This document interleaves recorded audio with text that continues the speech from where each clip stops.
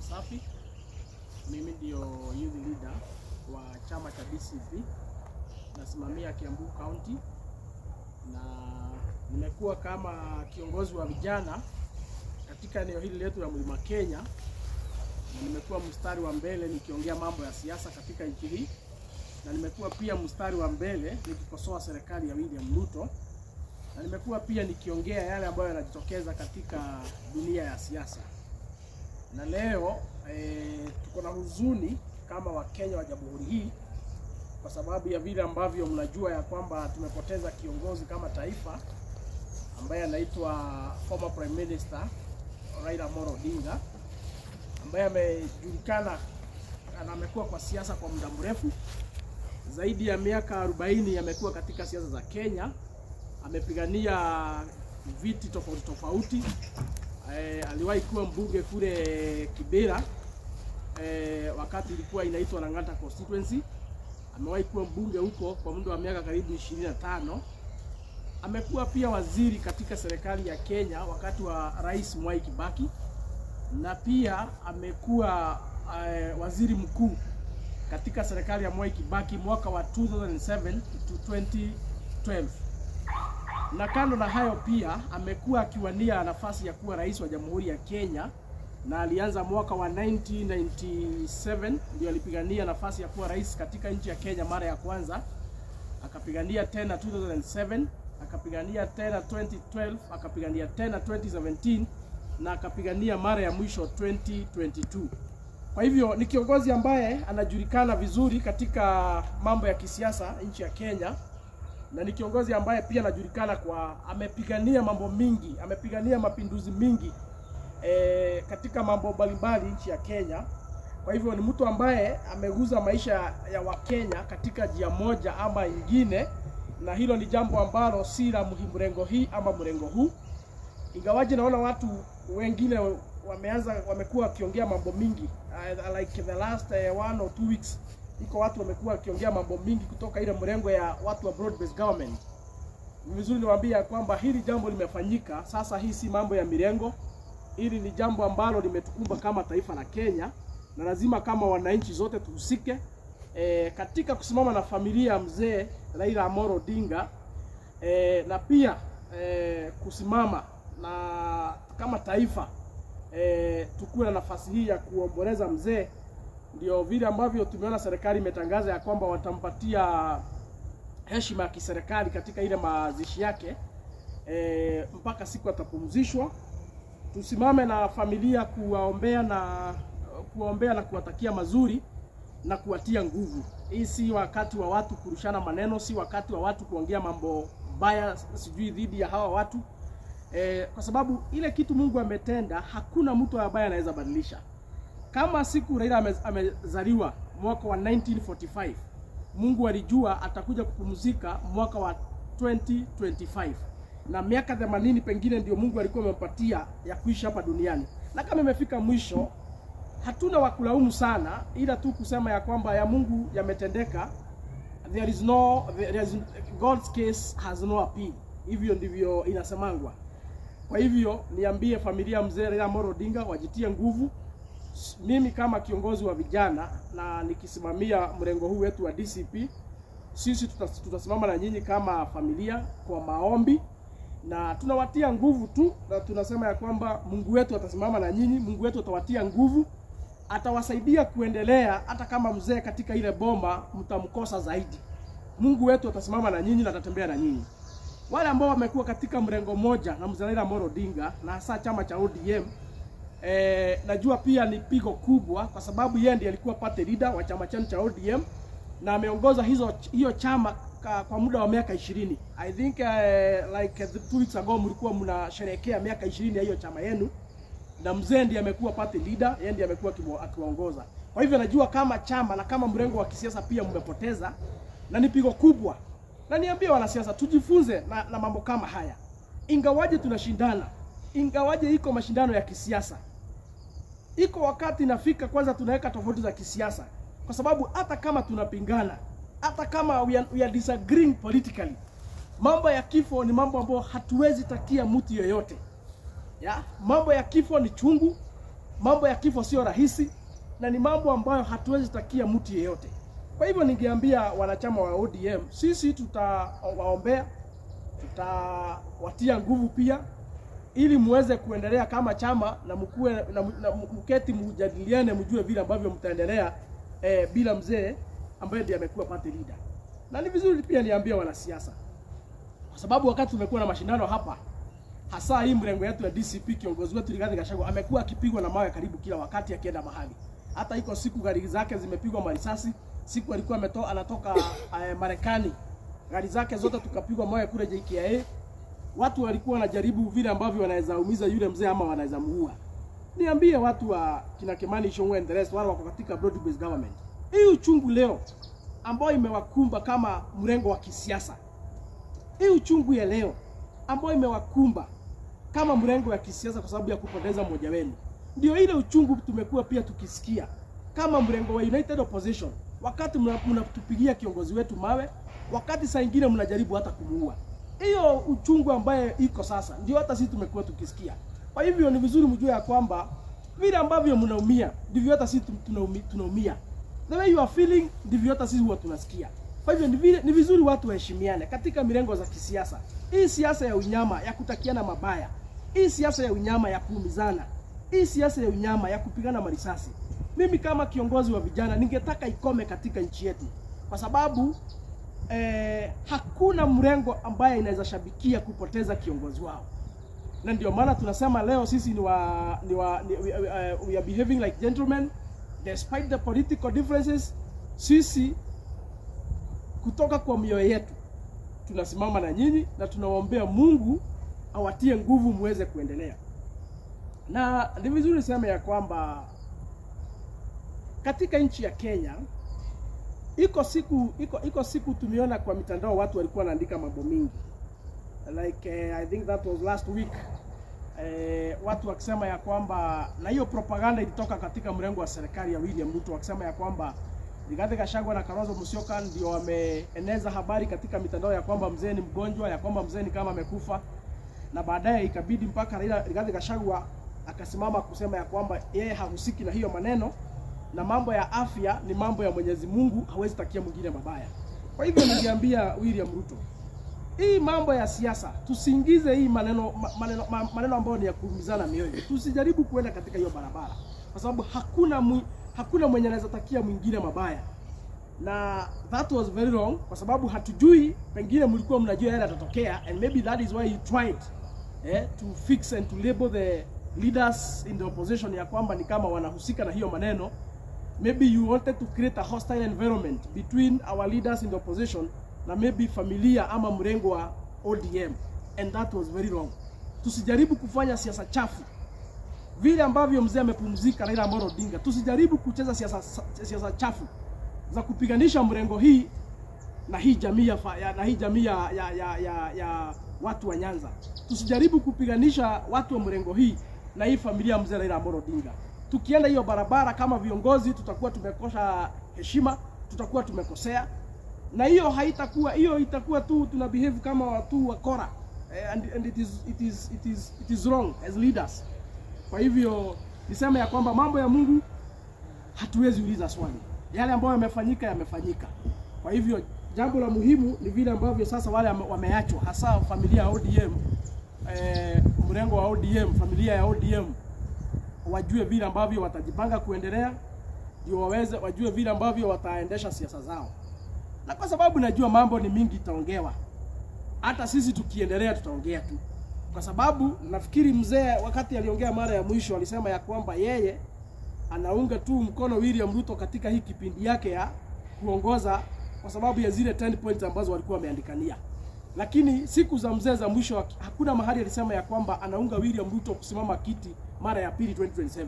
Hakuna mahali kama hapo tulisikia mzee Raila Amolo Odinga akisema. Hiyo ni kumaanisha the ODM family you at liberty going forward to choose any of the political formation that you would wish to join. You at liberty. Hamjafungwa na chochote kile, kwa sababu mzee aliongea siku zake za mwisho wakati alikuwa kule, tulimsikia akisema ya kwamba yeye ikifika 2027, hata nisikia akisema ya kwamba hii chama yetu wale wanasema tutasimamisha rais, nani anawaambia hii chama hatutasimamisha mtu wetu. So I think there is no any agreement or any promise, either verbal promise ya kwamba mzee alikuwa ameambia William Ruto atamunga mkono.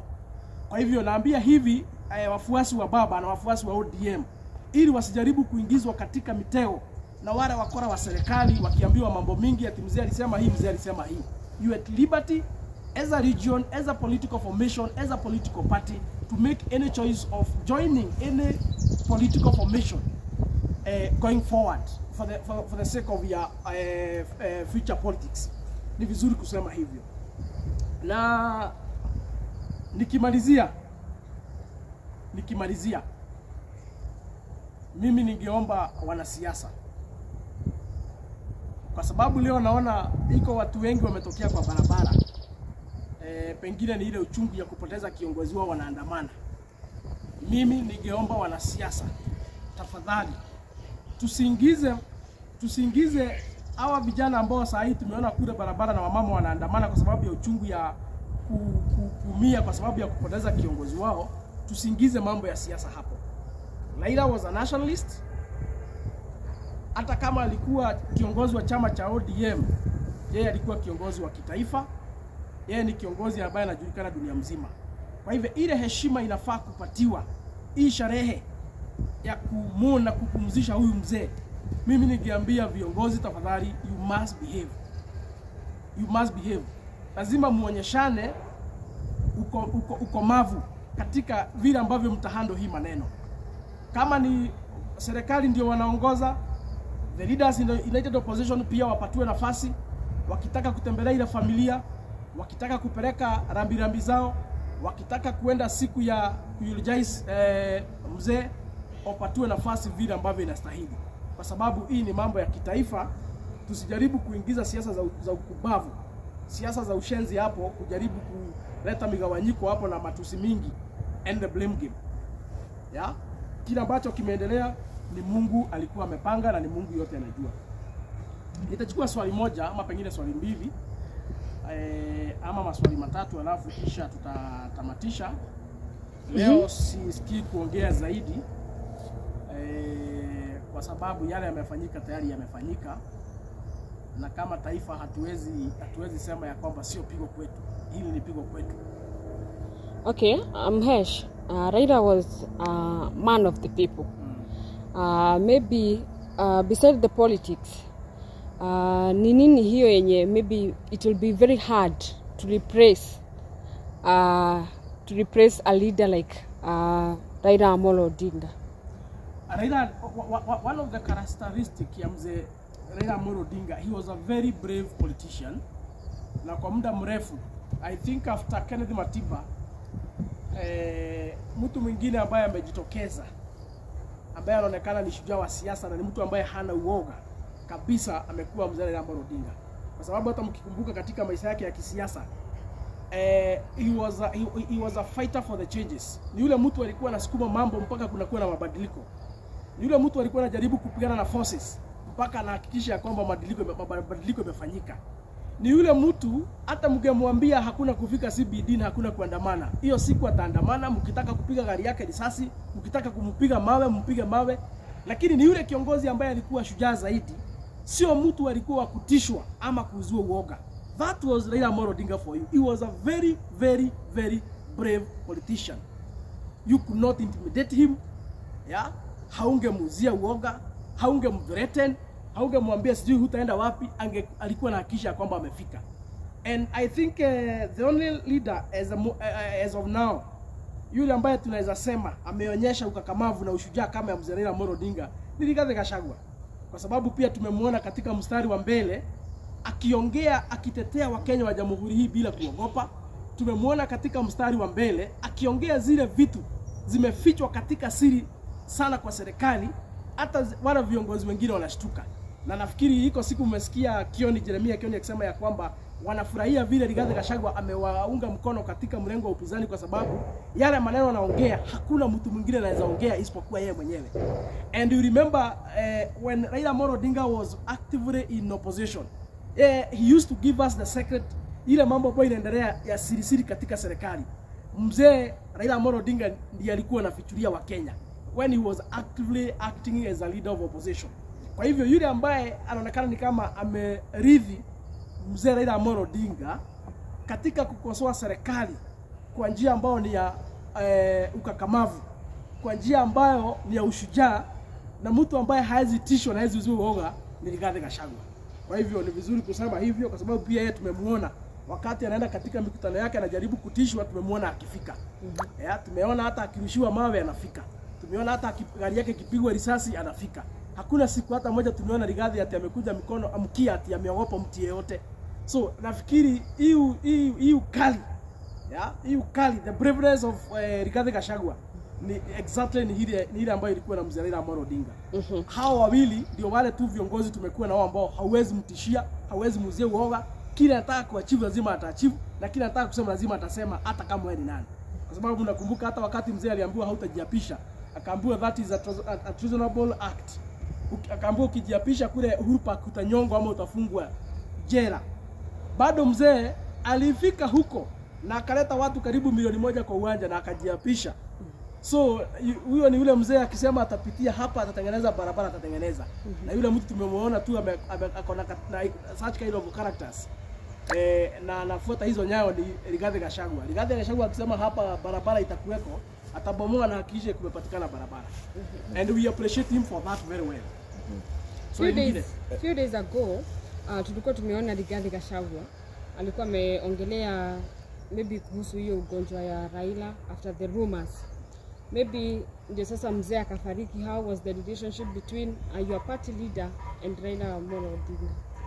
Mara ya mwisho wa Kenya waliona Rigathi Gachagua wakiwa pamoja na mzee Raila Amolo Odinga ni wakati Raila alikuwa anaombewa aende akasimame kiti ya AU kule KICC. Na mnakumbuka vizuri hata mwenye aliombea alipatiwa jukumu ya kuombea mzee Raila Amolo Odinga ni Dorcas Rigathi, bibi ya mheshimiwa Rigathi Gachagua, ndiye alipatiwa hiyo nafasi. Na hiyo siku wakapatikana Dorcas walikuwa na Mama Ida na yeye Rigiji walikuwa na Raila Amolo Odinga na wakawa na siku nzuri sana. I think that was the last moment in the public walionekana pamoja katika sherehe na wamejumuika vizuri. Na hiyo ni hakikisho ya kwamba kando na siasa, kwa sababu saa nyingine wananchi hawajui. Kando na siasa, hizi siasa mnaonanga huku mchana nini na nini na nini. Watu bado pia ni marafiki. Watu wanazungumza, watu wanapigania masimu, people are family friends, wanafanya biashara pamoja. Kwa sababu mashindano sio uadui. Na siku Rigathi Gachagua ametoka kwa serikali, naye mzee Raila Amolo Odinga akaingia through broad based government. Hatujaona siku hata moja Rigathi Gachagua akitusi mzee Raila Amolo Odinga. In fact amekuwa akimshauri. Kwa sababu nakumbuka iko siku Rigathi ameongea kutoka kwa moyo wake akaambia mzee kwamba mimi najua William Ruto. Na siku ulikuwa unampinga aliniambia atakuita kwa serikali. Na akaniambia anajua dawa yako na iko vile atakufanyia, na baadaye hiyo ODM atakuja kugawa katikati ama atakupokonya. So Rigathi Gachagua amekuwa akiongelesha mzee Raila Amolo Odinga na amekuwa akimwambia ukitaka kukuja katika mrengo wetu wa upinzani tukomboe taifa, umekaribishwa na milango iko wazi. Kwa hivyo there has not been any enmity or any animosity between Rigathi Gachagua and mzee Raila Amolo Odinga.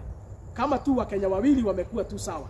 Ile tu kitu inakuanga na imekuweko ni hii tu disagreements within the politics, and that is the nature of politics. We disagree and then after sometimes then again we agree.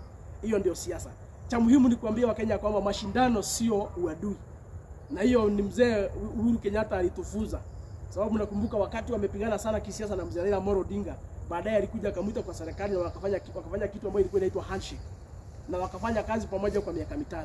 Hiyo ni kumaanisha kwamba mashindano sio uadui. And that is why I'm here today kama kiongozi wa vijana katika chama cha DCP, nikisimama na familia mzee Raila Amolo Odinga, nikiwaombea na nikiwatia nguvu, kwa sababu sisi zote barabara ni hiyo. Ingawaje tumekuwa katika mirengo tofauti ya kisiasa, ikifika mahali kama hapa we are human beings, na lazima tuonyeshane utu, kwa sababu hiyo ndio tabia ya binadamu. Na pengine maybe kifo cha Raila Odinga kina effect gani kwa kurudi ama kutorudi kwa President Ruto kwenye kiti 2027? Iko siku wakati mambo ilichacha zaidi, na Wakenya wakasema ya kwamba William Ruto must go, na Wakenya wakasema ya kwamba wamechoka na serikali ya William Ruto kwa sababu imejawa wakora, imejaa wizi, imejaa watu wanaua Wakenya kiholela. William Ruto aliendea mzee Raila Amolo Odinga na wakaketi chini wakakubaliana, na hapo mzee akapatiana mawaziri katika serikali ya William Ruto, na ikakuwa politically ni kama maisha ya William Ruto iko katika mikono mwa mzee Raila Amolo Odinga. Ni vizuri niseme hivyo. Vile ambavyo walishikana katika broad based government, maisha ya William Ruto ya kisiasa ilikuwa hatarini. Na siku mzee Raila Amolo Odinga alikuja, wakasalimiana na akakubali wakuwe na kuandikiana, wakakuwa na broad based government. Sasa kutoka hiyo siku maisha ya William Ruto ya kisiasa ikawa ni kama sasa iko katika mikononi mwa mzee Raila Amolo Odinga. And that is why Wakenya walikuwa wanasema Raila Amolo Odinga akiachilia William Ruto maisha yake ya kisiasa itazama. Itazama. Hiyo ndio imekuweko. Na which is very true. Na mnakumbuka hata vile ambavyo mambo imechacha. Tukakuwa na Kalonzo pande hii, tukakuwa na Rigathi pande hii, tukakuwa na Eugene pande hii, tukakuwa na Matiang'i pande hii, tukakuwa na Natembea pande hii. William Ruto kabaki peke yake ngambo hile.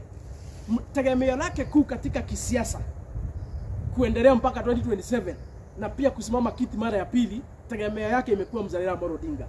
Vile ambavyo mzee ameenda, na ilikuwa pengine mpango ya Mungu, vile ambavyo mzee ameenda, maisha ya kisiasa ya William Ruto itakuwa hatarini zaidi, kwa sababu Raila was his hope. Mnakumbuka I think last week, I don't know whether William Ruto alikuwa anajua Raila atapumzika, but it is on record last week akiwa kule Baringo akisema ya kwamba wameongea na mzee, sijui wamekubaliana nini, sijui wameongea nini. Kwa hivyo ni kumaanisha ya kwamba hope, imani ya William Ruto kurudi katika kiti mara ya pili amekuwa ameiweka katika msingi ya kwamba Raila Amolo Odinga atamsaidia. Sasa vile mzee ameenda kupumzika, vile sasa mzee hayuko tena, itakuwa vingumu sana William Ruto kusurvive katika maisha yake ya kisiasa, itakuwa vingumu zaidi. Na ni vizuri ya kwamba, kwa sababu hata yeye mwenyewe mzee akiwa uhai, yeye maneno yake ya mwisho alisema ya kwamba hakuna makubaliano kati yake na William Ruto ya kwamba atamuunga mkono 2027. Ile kitu mzee alisema ni ya kwamba atamsaidia amshikilie hapa kumaliza hii kipindi yake ya kwanza wakiwa katika broad based. Lakini mambo ya kumuunga mkono safari ya pili, hiyo mzee hakuwa amemwaahidi. Kwa hivyo na William Ruto alikuwa anajaribu na juhudi zote na njia zote kuhakikisha kwamba amewin Raila Amolo Odinga ili amsupport, ili jamii ya Nyanza wakubali kusimama nyuma ya William Ruto. Lakini sasa vile mzee ameenda, jamii ya Nyanza, you at liberty, mko sasa na uhuru wa kuchagua mtu yoyote yule ambaye mtakayetaka katika uchaguzi wa 2027. Hakuna mkataba yoyote ambayo imewafunga kama jamii ya Nyanza na kama pia wana ODM ama kama wafuasi wa baba. Hakuna mkataba yoyote imefunga nyinyi. Mko na uhuru wa kimawazo katika siasa kuunga mkono mtu mwingine yote yule ambaye nyinyi mtajitakia ama yule ambaye mtakubaliana. And therefore naona kwa mitandao watu wameanza kusema yenyewe one term is confirmed. I think it is obvious. William Ruto without Raila Amolo Odinga, it is obvious hakuna mahali sasa kisiasa ataenda. Atazama, atasambaratika, maisha yake ya kisiasa sasa itafika tu mwisho. Na pengine tukimalizia, kuna uwezekano wa chama cha ODM kusambaratika ama kuna yule mtu ambaye Raila alikuwa ametayarisha kumridhi kisiasa after yeye kuondoka? Ile makosa mzee amefanya, na ni vizuri niseme hapa, ile mzee tu makosa amefanya, ingawaje katika ODM walikuwa na structures.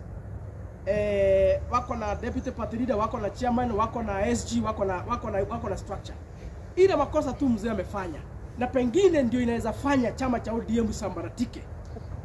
Akiwa mzee hakupata nafasi ile, mzee anakaanga kwa boma yake, akiona siku zake zimekaribia, ama akiona nguvu inadhoofika, ama akiona miaka imeenda na nguvu imeisha ya kuongoza, kama mzee wa ile boma ya ODM hakupata nafasi ya kuwaketisha chini ya waambie in case nikuwe si yuko karibu, huyu ndiye anaweza waongoza, ama in case nipumzike, ama in case niende, kwa sababu tunasemanga sisi unaweza toka tu kwa boma tu uende na usirudi. In case niende nikose kurudi kama mzee wa hii boma, in my absence, maybe so and so can take over from on my behalf, or maybe so and so mnaweza kuwa mnamsikiza. Baba Raila Amolo Odinga hakupata hiyo nafasi kama kiongozi wa chama cha ODM kuhakikisha ya kwamba amewaketisha chini na kuhand over ama kuambia in case I'm not there, huyu ndiye mtakuwa anamuongoza ama huyu ndiye mtasikiza. Baba hakuwa na hiyo nafasi. So hiyo ndio, that is a political mistake that mzee did wakati alikuwa uhai, kwa sababu sasa wale viongozi, unajua siasa ni siasa, tusidanganyane, tuambiane tu kweli, siasa tu ni siasa. Wale viongozi wote, kina Babu Owino, kina Sifuna, kina Junet, kina Opiyo Wandayi, kina John Bandi, kina Gladys Wanga, kina Joho, kina Abdul Samad, hao viongozi wote kila mtu atataka kurithi baba. Vile ambavyo sasa hakuna mpangilio yote baba aliacha ya yule ambaye anaweza warithi. Sasa hapo lazima kutakuwa na kizungumkuti, lazima kutakuwa na malumbano, lazima kutakuwa na msuke, lazima watasukumana, lazima watapigana, na wasipokuwa werevu, chama cha ODM vile ambavyo wamesherekea miaka 20 kinaweza kuisha immediately vile ambavyo mzee ameenda. Na sio Raila Amolo Odinga peke yake amefanya hiyo makosa ya kuenda kama haja hand over. Hii ni makosa ambayo nimeiona katika siasa za Kenya. Na ni vizuri niongee kama kijana ambaye anaongea sauti ya vijana wengi wale ambao wamejitokeza katika siasa. Tuko na shida, we have a challenge. Hawa viongozi wetu, unaona mtu wako na miaka 70, mtu wako na miaka 80, yeye ndiye party leader, ako na viongozi nyuma yake wale ambao wamekuwa wakimfuata wakimunga mkono, lakini hataki kuhand over chama, apumzike, aone vile ambavyo vijana wanaweza endesha chama hata kama ako uhai hajakufa. Si lazima ugojee mpaka siku utakufa ndio wale viongozi wako katika chama yako wa take over. You can still as well hand over when alive. Uko na miaka 70, nguvu imeisha, hawezi chapa mikutano 10 one day. Hakuna haja uendelee kukalia katika hiyo kiti. Unafaa upumzike kazi, uchukue kijana mmoja katika hiyo chama, uone vile ambavyo vijana wanaweza pengine leta mabadiliko katika hiyo chama, ama vile ambavyo wanaweza zunguka katika taifa wakiuza chama ama manifesto ya chama. Kwa hivyo hiyo ni shida tuko naye kama wa Kenya, siasa za Kenya. Si mzee peke yake ameaga na hiyo shida. Na pia by the way, in the same spirit, hata ningiongelesha mzee rafiki yetu Uhuru Kenyatta, the former head of state. As the moment is a Jubilee party leader na amestaafu kukuwa rais wa Jamhuri ya Kenya. Sitaki kusema Uhuru Kenyatta atatuacha hivi karibuni, sitaki kusema hivyo, tunamuombea maisha marefu. Lakini kama vile ambavyo hakuna mtu anajua mipango ya Mungu, ile kitu ningeambia pia mzee Uhuru Kenyatta, hii chama yako ya Jubilee hata kama iko na structure, why can't you also in that spirit, ndio sikuje kuweka confusion katika chama, watu wanapigana huko, watu wakikusukumana, you pick a one person mwenye utamenta akuwe party leader wa chama, azunguke tu bado kama ungali huko. Because I think the only man who tried to do this was Mzee Moi. Mzee Moi alihand over chairmanship ya chama ya KANU wakati alistaafu kukuwa rais wa Jamhuri ya Kenya. Na chama yake ya KANU ikawa inaendeshwa na watu wengine, kina Gideon Moi, Nick Salat and the rest. Bado mzee akiwa uhai, akiwa pale Kabaraka amepumzika. And therefore this is an appeal I'm making. It is an appeal I'm making to our fathers in politics, our leaders in politics, wale ambao tuko nyuma yenu. Tafadhali msikuwe mnagojea mpaka siku taa inazimwa ya maisha yako, chama inaachiwa confusion, wafuasi wako wanaacha wakipigana. At least panga boma wakati uko uhai. Wale wazee ambao sisi tumezoea kwamba mzee wa boma akifika mahali aona ni kama mambo nguvu imemuishia, mzee anaitanga watoto wake na bibi zake wanawaketisha chini. Anawaambia nyinyi ni watoto wangu na hii familia ni yangu. Na ile siku sitakuwa uhai ama ile siku sitakuwepo, msikizange huyu ndiye kiongozi wenu. Hii boma tumeona wazee wengi wana appoint family leaders wakati angali wako uhai. So it is something that is doable. Ni kitu ambacho ni rahisi kufanyika. Kwa hivyo I'm making an appeal to our political fathers ya kwamba usikubali uende kaburini kama bado umeshika manto. Ukiwa uhai na umeona nguvu imepungua, mbio ulikuwa nayo imepungua, chukua manto, patia mtu mwingine katika chama aendeleze. Because we as young people, we are ready to be mentored by you, our political fathers. Hatuna vita na nyinyi, tunawaheshimu nyinyi, ndio mababa zetu wa kisiasa, but at the same time tunasoma polepole tukiwa nyuma yenu. Ni vizuri msikuje mkatuachia vita katika familia ya vyama.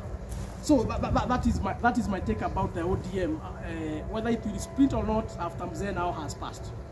Okay, normally opposition inashapingi serikali. I don't know kama maybe in Kenya tutapata a strong opposition kama yenye Raila anakuanga nayo. na sijui kama Rigathi Gachagua amefikia kiwango cha Raila kama opposition. Mzee amekuwa opposition katika maisha yake mingi ya kisiasa. I think officially from 2013 hiyo miaka 10 miaka 10 amekuwa very actively in opposition kama kiongozi wa kukosoa serikali, na amekuwa mjasiri sana. Ni yule mtu ambaye alikuwa anafichua siri zote. Kama iko wizi inaendelea katika serikali, Raila Amolo Odinga alikuwa anakuja anafanya taarifa, anasoma, anaambia Wakenya kunaendelea hivi na hivi. Na hakuna siku tumemwona akiwa na uoga wa kufichua yale maovu ambayo yanaendelea katika serikali. Nakumbuka mpaka hii program ambayo William Ruto alikuwa ameanzisha, akasema ya kwamba atalipa wale walikufia katika maandamano, mzee Raila Amolo Odinga ndiye alipush. Akasema ya kwamba hata kama tuko katika broad based, wale watoto familia zao wale watoto ambao walikufa katika maandamano, familia zao zinalia, ni vizuri kama serikali you do the compensation. Hiyo ni mzee Raila Amolo Odinga alipush. So he was actively doing well in opposition, na yule mtu ambaye tunaona anaweza ingia katika hiyo kiatu na atoshee vizuri kabisa na asukume hiyo ngoma ya kukosoa serikali mpaka mwisho ni mtu ambaye anaitwa Geoffrey Rigathi Gachagua. Kwa sababu kutoka wakati ametolewa kwa serikali ni mwaka moja sasa imeisha officially hii mwezi. Na hiyo mwaka moja hakuna siku hata moja tumeona amelala. Kila siku kama iko maovu William Ruto anafanya, tumeona Rigathi Gachagua katika madhabahu ya kanisa, katika mikutano ya kisiasa, katika media stations, tumemwona katika barabara kule kwa street, tumemwona katika kila kona ya nchi akikosoa serikali bila kusutishwa na bila kuogopa. Na kwa hivyo nasema ya kwamba vile mzee Odinga aliingia katika broad based, ni kama walifanya change of guard, wakabadilishana positions. Yeye akaingia kuunga mkono serikali, na yeye Rigathi akakuja hii side nyingine ya kukosoa serikali. Kwa hivyo niambia Wakenya ya kwamba ndio tutamkosa mzee Raila Amolo Odinga, lakini pia Mungu ametusaidia at the same time. Hajatuacha bure, tumeachiwa Rigathi Gachagua kama kiongozi ambaye ni shupavu, kiongozi ambaye ameonyeshana ujasiri mkubwa wa kukosoa serikali bila kuogopa na bila kutishwa. And it is so evident. Wakenya pia wenyewe wamejionea. Naweza sema hivyo. Na ndiye mtetezi wa Wakenya. Mzee ametetea nchi kwa muda mrefu. Mzee amepigania nchi kwa muda mrefu. Lakini pia Mungu ametusaidia, tuko na Rigathi Gachagua sasa.